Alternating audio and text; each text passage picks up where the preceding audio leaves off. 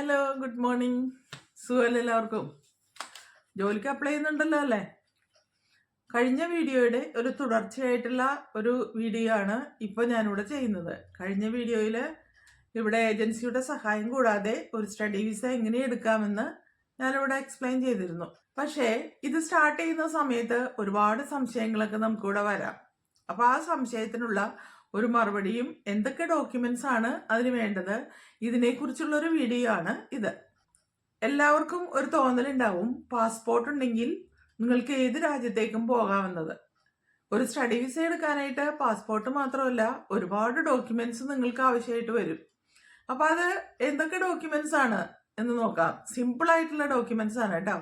First നിങ്ങൾ passport എടുക്കണം. പാസ്പോർട്ടാണ് ഒന്നാമതായിട്ട് നിങ്ങൾക്ക് വേണ്ടത്. രണ്ടാമത് നിങ്ങളുടെ എഡ്യൂക്കേഷണൽ ക്വാളിഫിക്കേഷന്റെ സർട്ടിഫിക്കറ്റ്സ് ആണ്. അത് 10th മുതൽ +2, ഡിഗ്രി, പോസ്റ്റ് ഗ്രാജുവേഷൻ, ഇങ്ങനെ എല്ലാത്തിൻ്റെയും സർട്ടിഫിക്കറ്റ്സും അതുപോലെ തന്നെ മാർക്ക് ലിസ്റ്റുകൾ. ഡിഗ്രി സർട്ടിഫിക്കറ്റ് കൂടാതെ മാർക്ക് ലിസ്റ്റുകളും വേണം. ഇത് കൂടാതെ നിങ്ങൾ പഠിച്ച യൂണിവേഴ്സിറ്റിയിൽ നിന്നും ട്രാൻസ്ക്രിപ്റ്റ് എന്ന് പറയുന്ന ഒരു സംഭവം കിട്ടും. അതുകൂടി എടുക്കേണ്ടത് അത്യാവശ്യമാണ്. ഇനി വേണ്ടത് നിങ്ങൾ ഇംഗ്ലീഷ് ലാംഗ്വേജ് ടെസ്റ്റ് പാസ്സായതിന്റെ സർട്ടിഫിക്കറ്റ്, അതായത് IELTS, OET, അതുപോലെ തത്തുല്യ പരീക്ഷകൾ ഏതാണ് പാസ്സായതെന്ന് വെച്ചാൽ അതിന്റെ സർട്ടിഫിക്കറ്റ്, അതിന്റെ സ്കോർ കാണിക്കുന്നതിനുള്ള പ്രൂഫ്. അതോടൊപ്പം തന്നെ അപ്ഡേറ്റഡ് ആയിട്ടുള്ള ഒരു CV കൂടി വേണം. അതായത് നിങ്ങൾ ഇവിടെ വന്നിട്ടുണ്ടെങ്കിൽ 20 hours നിങ്ങൾക്ക് വർക്ക് ചെയ്യാൻ സാധിക്കും. അപ്പൊ ആ 20 hours വർക്ക് ചെയ്യണമെങ്കിൽ നിങ്ങൾക്കൊരു CV അത്യാവശ്യമാണ്. അപ്പോൾ ഒരു CVയും അതിന്റെ കൂടെ തയ്യാറാക്കി വെക്കുക. ഈ കാര്യങ്ങളൊക്കെ നേരത്തെ തന്നെ ചിട്ടയായിട്ട് തയ്യാറാക്കി വെക്കണം. ഇനി എന്താന്ന് നോക്കാം. CVയോടൊപ്പം തന്നെ വർക്ക് എക്സ്പീരിയൻസ് ഉണ്ടെങ്കിൽ അത്, അതുപോലെ ഒരു കവർ ലെറ്റർ, ഇതൊക്കെ നിങ്ങൾ നേരത്തെ തയ്യാറാക്കി വെക്കേണ്ടതാണ്. അടുത്ത പേപ്പറാണ് SOP, സോപ്പ് എന്ന് പറയും, സ്റ്റേറ്റ്മെന്റ് ഓഫ് പർപ്പസ്. നിങ്ങൾ ഇങ്ങോട്ട് പഠിക്കാൻ വരുന്നതിന്റെ സ്റ്റേറ്റ്മെന്റ് ഓഫ് പർപ്പസ് കാണിച്ചിരിക്കണം. ഇവിടെ പഠിച്ചിട്ട് നിങ്ങൾ ഇവിടെ തന്നെ ജോലി ചെയ്യാനാണോ ഉദ്ദേശിക്കുന്നത്, അല്ലെങ്കിൽ പഠനം കഴിഞ്ഞ് തിരിച്ചു പോകുന്നുണ്ടോ, ഇക്കാര്യങ്ങൾ അതിൽ കൃത്യമായിട്ട് രേഖപ്പെടുത്തിയിരിക്കണം.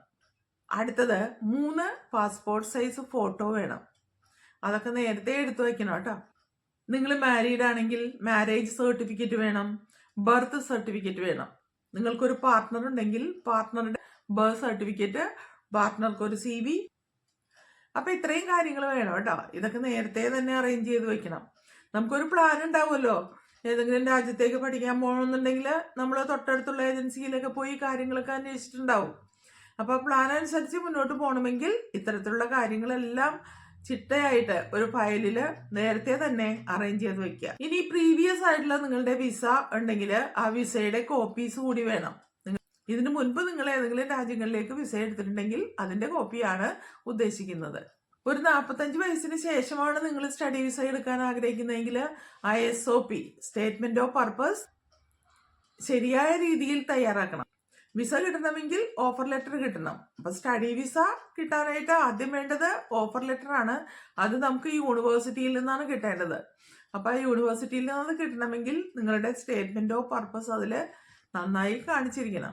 അതുപോലെ നിങ്ങളുടെ കോഴ്സ് സെലക്ഷൻ ആപ്റ്റ് ആണെങ്കിൽ ഓഫർ ലെറ്റർ പെട്ടെന്ന് തന്നെ കിട്ടും, വിസയും കിട്ടും. ഏതെങ്കിലും ഒരു കോഴ്സ് തിരഞ്ഞെടുക്കരുതെന്ന് ഞാൻ കഴിഞ്ഞ വീഡിയോയിൽ പറഞ്ഞു. ഫ്യൂച്ചറിൽ ജോബ് കിട്ടാൻ ചാൻസ് ഉള്ള കോഴ്സുകളിലേക്ക് തിരിയുക. അതും നിങ്ങളുടെ ഡിഗ്രിയോട് ബന്ധപ്പെട്ട ഒരു കോഴ്സ് വേണം തിരഞ്ഞെടുക്കാൻ. സ്കേഴ്സിറ്റി ഉള്ള ചില കോഴ്സുകളൊക്കെ ഇവിടെ ഉണ്ട്. ഇപ്പൊ പുതുതായിട്ട് യൂണിവേഴ്സിറ്റികളിൽ ഒരുപാട് കോഴ്സുകളൊക്കെ വരുന്നുണ്ട് കേട്ടോ. അപ്പൊ അതുപോലുള്ള കോഴ്സിനൊക്കെ ചാൻസ് കൂടും. അപ്പൊ നിങ്ങളുടെ ഡിഗ്രിയോടനുബന്ധിച്ച ഒരു കോഴ്സ് വേണം പോസ്റ്റ് ഗ്രാജുവേഷൻ തിരഞ്ഞെടുക്കാൻ. അല്ല, ഡിഗ്രിയാണ് നിങ്ങൾ തിരഞ്ഞെടുക്കുന്നതെങ്കിൽ അതിലും നിങ്ങൾ ഇതുപോലെ ഭാവിയിൽ ഫ്യൂച്ചർ ജോബ് ഓഫേഴ്സ് കിട്ടാൻ ചാൻസ് ഉള്ള കോഴ്സുകൾ വേണം തിരഞ്ഞെടുക്കാൻ. അപ്പൊ ഏകദേശം ഓഫർ ലെറ്റർ കിട്ടാനായിട്ട് നിങ്ങൾക്ക് എന്തെല്ലാം കാര്യങ്ങൾ യൂണിവേഴ്സിറ്റിയിൽ അപ്ലോഡ് ചെയ്യണമെന്ന് മനസ്സിലായി.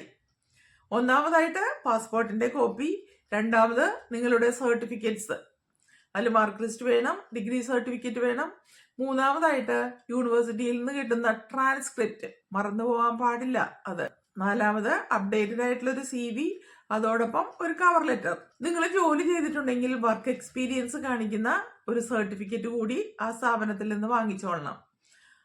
അടുത്തത് SOP, സ്റ്റേറ്റ്മെന്റ് ഓഫ് പർപ്പസ്. നിങ്ങൾ ഇങ്ങോട്ട് വരുന്നതിന്റെ പർപ്പസ് എന്താണെന്ന് കാണിക്കുന്ന statement. Marriage certificate, birth certificate, passport size photo. ഇത്രയും കാര്യങ്ങൾ സ്റ്റഡി വിസ എടുക്കുന്നതിന് മുന്നേ തന്നെ തയ്യാറാക്കി വെക്കണം. ഇനി നമുക്ക് വേറെയും പേപ്പേഴ്സൊക്കെ ആവശ്യമുണ്ട് കേട്ടോ. അപ്പോൾ അത് അതിന് ശേഷം മതി. അതായത് യൂണിവേഴ്സിറ്റിയിലേക്ക് നിങ്ങളൊരു കോഴ്സിന് അപ്ലൈ ചെയ്തിട്ടുണ്ടെങ്കിൽ അവർ ഇനി എന്തെല്ലാം പേപ്പേഴ്സ് വേണമെന്ന് നിങ്ങൾക്ക് ഇൻറ്റിമേഷൻ അയക്കും. അപ്പോൾ ആ സമയത്ത് ബാക്കിയുള്ള പേപ്പേഴ്സ് സംഘടിപ്പിച്ചിട്ട് അയച്ചു കൊടുത്താൽ മതി. മനസ്സിലായല്ലോ? വളരെ സിമ്പിളാണ്. ഇതുപോലെ ഏജൻസിയുടെ സഹായമില്ലാതെ നമുക്ക് യൂണിവേഴ്സിറ്റിയിൽ ഒരു കോഴ്സിന് ചേരാൻ. അപ്പം എല്ലാവരും ഏജൻസിക്ക് പണം കൊടുക്കാതെ നിങ്ങൾ നേരിട്ട് അപ്ലൈ ചെയ്യാനായിട്ട് നോക്കുക കേട്ടോ. ജെനുവിൻ ആയിട്ടുള്ള ഒരു ഏജൻസി ആണെങ്കിൽ നിങ്ങളുടെ കയ്യിൽ നിന്ന് ഒരു സർവീസ് ചാർജ് മാത്രമായിരിക്കും ഈടാക്കുന്നത്. ഈ സർവീസ് ചാർജ് തന്നെ ഏകദേശം 1 ലക്ഷത്തോളം രൂപ വരാം. അപ്പം അതുകൊണ്ട് അതിനെക്കുറിച്ച് ബിവെയർ ആയിരിക്കുക. നിങ്ങൾക്ക് തനിയെയും അപ്ലൈ ചെയ്യാം. പിന്നെ എന്തിനാ ഏജൻസിയുടെ അടുത്തേക്ക് പോകണം? അപ്പം എല്ലാവരും ഓഫർ ലെറ്റർ കിട്ടാനുള്ള കാര്യങ്ങളൊക്കെ വേഗം ശ്രദ്ധിച്ചോളൂ കേട്ടോ. ഇത്രയും കാര്യങ്ങളുണ്ടെങ്കിൽ നമുക്ക് ഓഫർ ലെറ്റർ കിട്ടാം. ഓഫർ ലെറ്റർ കിട്ടിയിട്ടാണ് വിസയുടെ ഡീറ്റെയിൽസിലേക്ക് കടക്കുന്നത്. അപ്പം എല്ലാവരും സ്റ്റഡി വിസയൊക്കെ എടുത്ത് ഇവിടെ വന്ന് ഇപ്പോൾ ജോലി സ്പോൺസർഷിപ്പുള്ള ജോലി കിട്ടുക എന്ന് വെച്ചാൽ അതും എളുപ്പമാണ് കേട്ടോ. അത്രയ്ക്ക് എളുപ്പമില്ലെങ്കിലും നിങ്ങൾ അതിനുവേണ്ടി ശ്രമിച്ചാൽ നിങ്ങൾക്ക് അത് കിട്ടും. ഇനി അത് കിട്ടാത്തവരുണ്ടെങ്കിൽ ഇതുപോലെ ഒരു 2 ഇയർ കോഴ്സിന് ഒരു സ്റ്റഡി വിസ എടുക്കാനായിട്ട് നോക്കുക. 1 മാസത്തിനുള്ളിൽ നിങ്ങൾക്ക് ഇവിടെ എത്തിച്ചേരാം. അതിലൂടെ നിങ്ങൾക്ക് മൈഗ്രേറ്റ് ചെയ്യാനുള്ള സൗകര്യമുണ്ട്. അപ്പോൾ അതോടൊപ്പം തന്നെ നിങ്ങൾക്ക് ജോലി ചെയ്യാം. ജോലി ചെയ്ത് നിങ്ങൾക്ക് ചെലവിനുള്ളതും വീണ്ടും ഇനിയും കൊടുക്കാനുള്ള ഫീസിനുള്ള പണവും നിങ്ങൾക്ക് അതിൽ നിന്ന് ഇവിടെ കണ്ടെത്താം. ഒരു ന്യൂസിലൻഡ് യൂണിവേഴ്സിറ്റിയിൽ അഡ്മിഷൻ എടുക്കാനായിട്ട് നമുക്ക് വേണ്ട ഡോക്യുമെൻറ്റ്സ് എന്തൊക്കെയാണെന്ന് ഞാൻ ഒന്നുകൂടി പറയുന്നുണ്ട്. 10th certificate, +2 certificate, degree certificate, ഇതുകൂടാതെ ട്രാൻസ്ക്രിപ്റ്റ് വേണം. ഓൾ സെമസ്റ്റർ മാർക്ക് ഷീറ്റ്സ്, അതിൻ്റെ ട്രാൻസ്ക്രിപ്റ്റുകൾ, പിന്നെ പാസ്പോർട്ടിൻ്റെ ഫ്രണ്ട് ആൻഡ് ബാക്ക് പേജ്, പാസ്പോർട്ടിൻ്റെ എക്സ്പയറി പ്രിഫറബിളി 2+ ഇയേഴ്സ് ആയിരിക്കണം. ഇംഗ്ലീഷ് പ്രൂഫ് തെളിയിക്കുന്നതിനുള്ള IELTS, PTE, TOEFL എന്നിവയുടെ സർട്ടിഫിക്കറ്റ്. അതുപോലെ എക്സ്പീരിയൻസ് ഡോക്യുമെൻറ്റ്സ്. ചിലപ്പോൾ പഠിക്കുന്നത് തമ്മിൽ ഗ്യാപ്പ് ഉണ്ടാവും. അപ്പോൾ ആ ഗ്യാപ്പ് തെളിയിക്കുന്ന എക്സ്പീരിയൻസ് ലെറ്റർ, സാലറി സ്ലിപ്പ്, അല്ലെങ്കിൽ കൂടാതെ CV, resume, PF, tax proof available ആണെങ്കിൽ. പിന്നെ നമ്മൾ സ്റ്റേറ്റ്മെൻറ്റ് ഓഫ് പർപ്പസ് SOP. ഇത് വളരെ ഇമ്പോർട്ടൻ്റ് ആണ്. എന്തുകൊണ്ടാണ് ഈ കോഴ്സ് തിരഞ്ഞെടുത്തത്, എന്തുകൊണ്ട് ന്യൂസിലൻഡിലേക്ക് ഈ കോഴ്സിന് നിങ്ങൾ പഠിക്കാൻ ഉദ്ദേശിക്കുന്നു, നിങ്ങളുടെ കരിയർ പ്ലാൻസ് എന്തൊക്കെയാണ്, ഗ്യാപ്പ് എക്സ്പ്ലനേഷൻ വിശദമായിട്ട് കൊടുക്കണം. അടുത്തത് ഫിനാൻഷ്യൽ ഡോക്യുമെൻറ്റ്സ്. ആകെ 3 എണ്ണമാണ്. 1 ബാങ്ക് സ്റ്റേറ്റ്മെൻറ്റ്, 2 സ്പോൺസറിൻ്റെ ഡോക്യുമെൻറ്റ്സ്, 3 ഇൻകം പ്രൂഫ്. ഇനി ന്യൂസിലൻഡ് യൂണിവേഴ്സിറ്റിയിലേക്ക് അപ്ലൈ ചെയ്യുന്നത് എങ്ങനെയാണെന്ന് നോക്കാം. ആദ്യം തന്നെ നമ്മൾ കോഴ്സസ് ഒക്കെ സെലക്ട് ചെയ്യണം കേട്ടോ. അത് ബിസിനസ് ആണോ, IT, health care, construction, project management, അത് ഏതാണെന്ന് തീരുമാനിക്കുക. എന്നിട്ട് യൂണിവേഴ്സിറ്റി ഓഫ് ഓക്ലൻഡ് ആണോ, കാൻറ്റർബറി, മാസി, ടെക്നോളജി യൂണിവേഴ്സിറ്റി, ഇങ്ങനെ ഓരോ യൂണിവേഴ്സിറ്റിയും നിങ്ങളുടെ ഇഷ്ടത്തിനനുസരിച്ച് സെലക്ട് ചെയ്യുക. എന്നിട്ട് അതിൻ്റെ വെബ്സൈറ്റിലേക്ക് നമ്മൾ കയറണം. ഒഫീഷ്യൽ വെബ്സൈറ്റിൽ ചെന്നിട്ട് ഒരു അക്കൗണ്ട് ക്രിയേറ്റ് ചെയ്യണം. അപ്പോൾ ആദ്യം ചെയ്യേണ്ടത് ഒരു അക്കൗണ്ട് നിങ്ങളുടെ പേരിൽ ഉണ്ടാക്കുക. അപ്പോൾ അതിൽ രജിസ്റ്റർ ചെയ്യാനുള്ള ഓപ്ഷൻസ് ഉണ്ട്. എന്നിട്ട് ആ അക്കൗണ്ടിലൂടെ ഓൺലൈൻ ആപ്ലിക്കേഷൻ ഫില്ല് ചെയ്യണം. എന്നിട്ട് നേരത്തെ നമ്മൾ പറഞ്ഞ ഡോക്യുമെൻറ്റ്സൊക്കെ അപ്ലോഡ് ചെയ്യണം, സബ്മിറ്റ് ചെയ്യണം. അതോടുകൂടി അപ്ലൈ ചെയ്യൽ കംപ്ലീറ്റ് ആയി. എന്നിട്ട് നിങ്ങൾ ചെയ്യേണ്ടത് ലെറ്ററിന് വെയിറ്റ് ചെയ്യുക. അതായത് ഓഫർ ലെറ്റർ കിട്ടിയാലേ വിസ എടുക്കാൻ പറ്റുള്ളൂ.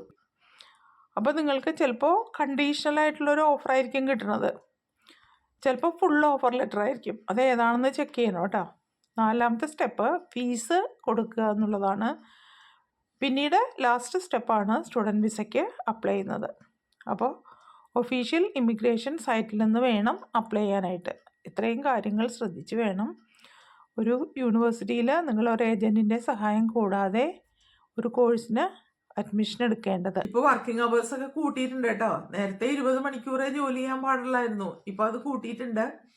അതുപോലെ തന്നെ പാർട്ട്ണർക്കും ജോലി ചെയ്യാം. ഫുൾ ടൈമായിട്ട് പാർട്ട്ണർക്ക് ജോലി ചെയ്യാം.